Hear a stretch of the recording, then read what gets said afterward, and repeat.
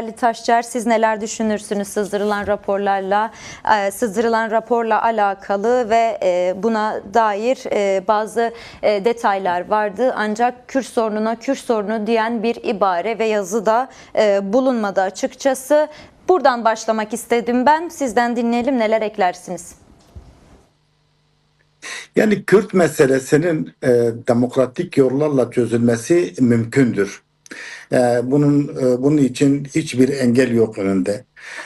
Sanki bunu çözmek konusunda iktidarın ve size diğer partilerin çok fazla bir niyeti görünmüyor gibi orada raporda gördüğümüz bu var. Yani şöyle açık açık bu zaman içinde dile getirilmesi gerekiyor. Yani Kürt meselesi Cumhuriyet kurulduğundan bu yana süre gelen bir mesele. Yani Kürt meselesinin çözülmediği sürece Kürt meselesi çözülmediği sürece Türkiye'ye ne demokrasi gelir, ne insan hakları uygulanır, ne de Türkiye e, dünyada böyle sözü geçen bir devlet niteliğinde olur. Kürt meselesi çözülmesi de demokratik yol ve yöntemlerle mümkündür. Yani bunu işte 40-50 yıldan fazladır silahlı mücadele veren örgüt olan PKK dedi ki ben kendimi feshediyorum, silahları bırakıyorum, bu meseleyi tartışalım, konuşalım. Demokratik yol ve yöntemlerle demokratik bir cumhuriyet temelde nasıl çözeceğimizi bu konuda kamuoyuna da birebir tartışıp çözmeye çalışalım gibi tekliflerde de bulundu. Ama bir seneden bu yana 27 Şubat'tı Sayın Öcalan'ın açıklaması. Bir seneden bu yana bu mecliste oluşan komisyon ertelendi. Ne bileyim en son Ocak ayının başına yani Aralık'ın sonuna kadar raporun yazılması, meclise gelmesi gerekirken işte biz Şubat'ın ortalarındayız. Halen meclise gelen bir rapor yok önümüzde. Yeni taslaklar var. Sızan taslaklarda da yani Kürt meselesinin çözümü konusunda ciddi başlıklar görünmüyor. Ama tabii ki şu önemli, bu bir adımdır, bu ilk adımdır. Bu adımların atılması, işte bu komisyonun toplanması, bu meselenin adına Kürt meselesi değmesi, yani Kürt meselesi çözme değmesine rağmen de bu tür girişimler, gelişmeler aslında sorunu çıplaklığıyla ortaya koyan adımların ilkidir. Yani şöyle desek 2013-2015 sürecinin gerisindeyiz sanki. Şimdiki 2013-2015 sürecinde konuşulanlar farklıydı. Anayasanın değiştirilmesi gündemdeydi. O gün meclis başkanlığı tarafından sivil toplum kuruluşlarına bu yeni bir anayasa yapılması konusunda görüşlerine başvurdu. Hatta yanlış hatırlamıyorsam 50-60 tane madde üzerinde de bir anlaşma yapıldı. Çünkü aynı zamanda Kürt meselesi anayasal bir sorundur. Çünkü 12 Eylül faşist rejiminin getirdiği anayasa böyle bir bütün olarak demokratik bütün yani temayülleri ortadan kaldıran bir anayasa şeklindedir. Yani böyle 1, 2, 3, 4. maddelere takılmamak lazım. Maddelerin büyük bir kısmı antidemokratiktir. Bunlar hareketle anayasanın değişmesi konusunda 2013-2015 yılında bayağı adımlar atıldı. Hatta işte Değerli yani Taşçıer, herkesin bilgisi dahilinde. Değerli Taşçıer, bir kıyaslama da yaptınız, adımlar da atıldı ancak barış ve demokratik toplum süreci 27 Şubat'ta açıklanan manifestodan bu yana üstünde durulan en temel konu hukuksal reform adımları, hukuksal adımlar ve özellikle halkların eşit şekilde yaşayabileceği, tanınacağı, bununla birlikte siyasi tutsakların da bırakılması yönünde ve bunlardan bir tanesi de sizlerin talep ettiği yönlü belirtiyorum. Aynı zamanda umut ilkesinin tanınması. Ama tüm bunlarla birlikte barış ve demokratik toplum süreci demek 1924 Anayasası'nın ardından gelişen tekçi bir zihniyete sığdırılmış, tüm yasayı ve sistemi değiştiren daha toplumcu bir yasa oluşturmak ve anayasal garanti altına almak aslında bu süreci.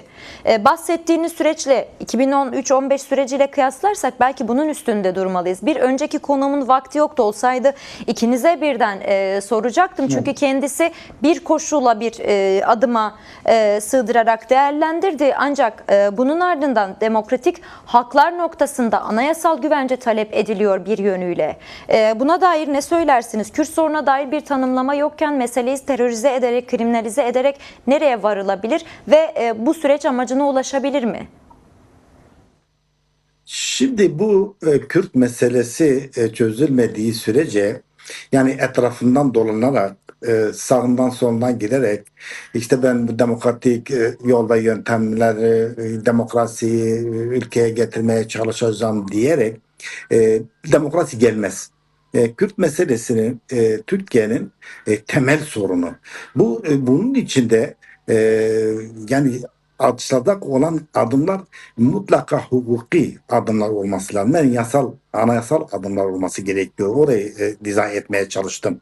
Eğer bu tür adımlar atılmadığı sürece verilen sözler ya hiçbir şekilde ne yerine gelir ne yerine getirilir. Örneğin şimdi PKK gerillaları silah bıraktı. Ne olacak bunlar? Yani bıraktı, hadi bakayım. Nereye gidecekler? Ne yapacaklar? Nasıl bir düzenlemeyle karşı karşıya kalınacak? Bunlar yani keyfine o kadar yıl gidip dağda yani mağaralarda işte şekilde görüldüğü gibi yani silahlı mücadeleyi böyle canı pahasına Kürt mücadelesinin Kürtlerin özgürlüklerinin, yaşam haklarını savunmak için eyleme, işte ne bileyim silahlı mücadeleye girişti, onu gerçekleştirdi. On binlerce şehit var. Yani bunu izah etmeye çalıştığımız zaman bu insanları nereye koyacağız? Yani bunların talepleri nereye koyacağız? Silahı bıraktığı zaman yani nereye gidecek? Yani bunlar bütün birbirine bağlıdır. Yani hani böyle ben sondan başlamak istemiyorum. Yani baştan başladığın zaman mutlaka demokratikleşme konusunda bazı anayasal düzenlemeler önce gelmesi gerekir. Yani buna bir yol temizliği diyebiliriz. Ama bunun sonrasında Kürt meselesinin demokratik olarak çözülmesi konusu da yani olması gerekir. Onun gündemde olması gerekir. O konunun tartışılması gerekir. Yani nasıl bir yöntem? Örneğin ana dille eğitim. Şimdi bir millet, bir ulus, bir halk kendi dilini konuşamıyorsa, dili yasaksa, bir dille eğitim göremiyorsa, diline şarkı, türkü, folklor, kültür ve benzeri kendi ifade edemiyorsa nasıl oraya o ülkeye demokrasi gelir dersiniz. Şimdi Türkiye öyle bir yani 100 yıldır öyle kendini şartlandırmış ki sanki Kürtler kendi ana dillerini eğitim aldıkları zaman o ülke bölünür gibi bir şeyde, yani bir düşüncede. Yani dünyayı onlar bizim kadar tanıyorlar. Biz de dünyayı gezdik, gördük. Herkes biliyor şimdi atış çağımızla teknoloji çağı. Dünyada farklı milletlerin farklı haklarını yaşadığı bütün dünya ülkelerinde en gelişmişinden en geri kalmış ülkelerine kadar farklı milletler varsa onlar kendi kültürleriyle, dilleriyle eğitimlerini alıyorlardır. Örneğin en gelişmiş ülkelerin başında işte Belçika diyebiliriz, işte İsviçre diyebiliriz. Bu her ikisinde de farklı milletler var ve farklı ana dillerle eğitimler var. Bölgeler var. Kendi yönetme var. Değerli Taşçıer, bir gelişme de var. Evet. Bunu da belirtmek istiyorum. Komisyon yarın toplanıyormuş. Taslak tamamlanmış ve oylama yapılacak yarın. Komisyonun nihai raporunun taslağı tamamlandı diye bir haber geçmiş.